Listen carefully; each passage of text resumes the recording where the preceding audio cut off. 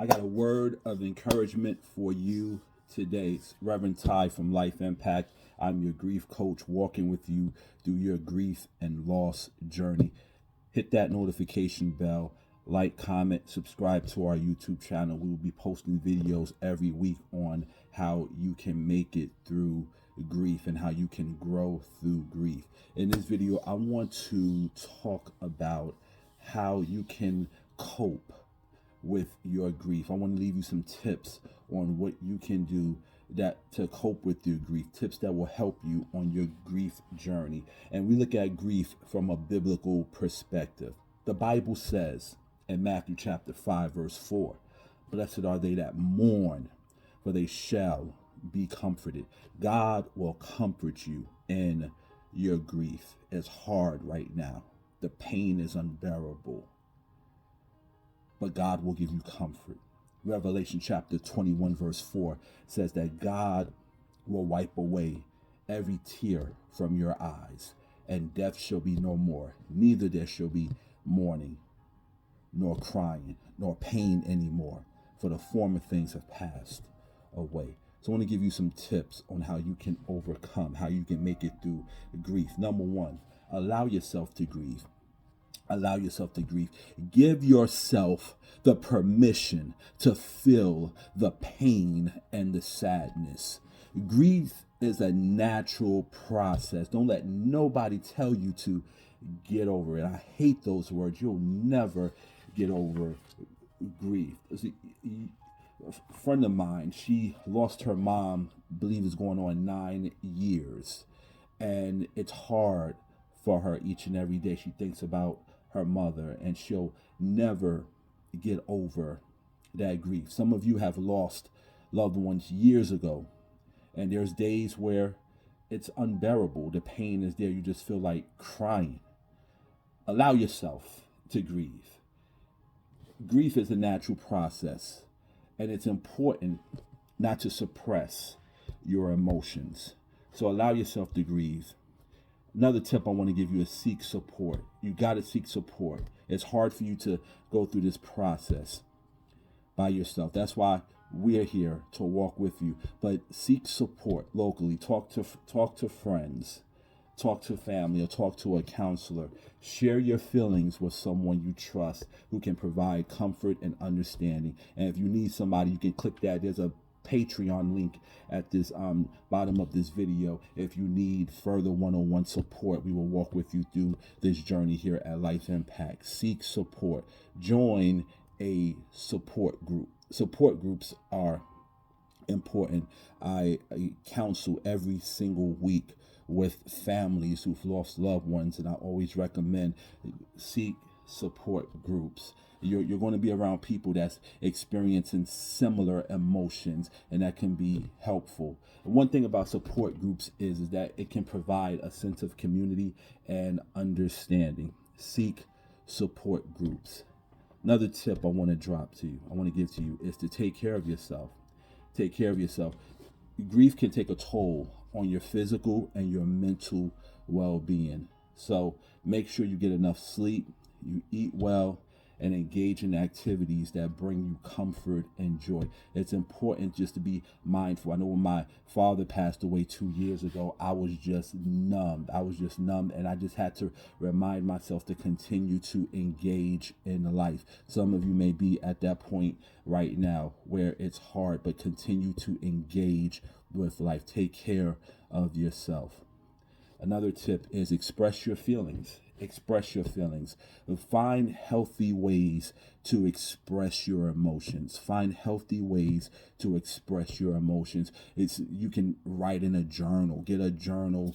You can write in a journal. You can create art or participate in activities that will allow you to release your feelings. Do some things that you enjoy doing. And I would even add on to that, connect with people who enjoy doing those same things. So express your feelings. Another tip that I recommend to the families that I counsel with is to create rituals. Establish rituals or ceremonies in honor of the person that you've lost. It can provide a way of connection, and it can help you express your emotions in a meaningful way. So establish rituals and ceremonies in honor of the person, in honor of your loved one that you lost. It can be a great help to you. So if you find yourself, another tip is, if you find yourself if you find yourself having a hard time coping with your grief, you can always get professional help. Consider seeking the help of a mental health counselor, a mental health professional who specializes in grief and loss, and loss. Also, give yourself time. Give yourself time. I want to encourage you. Grieving is a process that takes time. It takes time. You'll never, but every day it gets better. Every day it gets better. Grief is like a wave. Grief is like a wave. I was doing ministry at the hospital a couple of weeks ago, and someone lost their life unexpectedly, unfortunately, and the family came in. I was counseling with the family in the emergency room, and I was encouraging them. I was telling them, definitely, what they were feeling. I told them what they were feeling was normal, and it's going to come in waves. 1 minute you're up, next minute you're down, and those waves are going to be deep. But as time goes on, it's going to get easier and easier. So the waves of emotions are normal, but it's going to get easier. Give yourself time. There's no time limit on grief. And you're going to hear me say this. I'm going to make videos every single week. I want to encourage you every single week. There is no time limit on grief. My baby sister passed away. She was born in 1984. She passed away in 1986, a month before her second birthday. And my mom is still grieving her loss. And we're in currently 2023. There is no time limit on grief. So give yourself time. Also, another thing that you can do is to memorialize and to celebrate. Find ways to remember and celebrate the life of the person you've lost.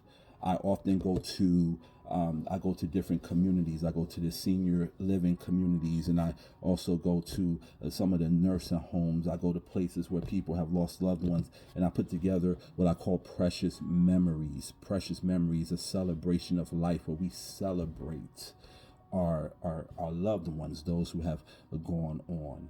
So you can create a memorial for them, participate in activities they enjoy, or share stories about them. Those are ways you can keep their legacy alive. And finally, consider spiritual support. If you have spiritual beliefs, engaging in practices that align with your faith can also provide comfort and a sense of purpose. So these are some tips I want to leave with you, and I want to encourage you.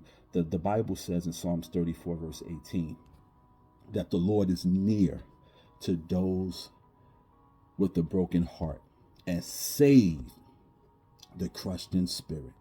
If you feel crushed in your spirit right now, God is with you. God is holding you up. And what I want you to do as you go through those waves of emotions, 1 Peter 5:7, casting all your anxieties on him because he cares for you.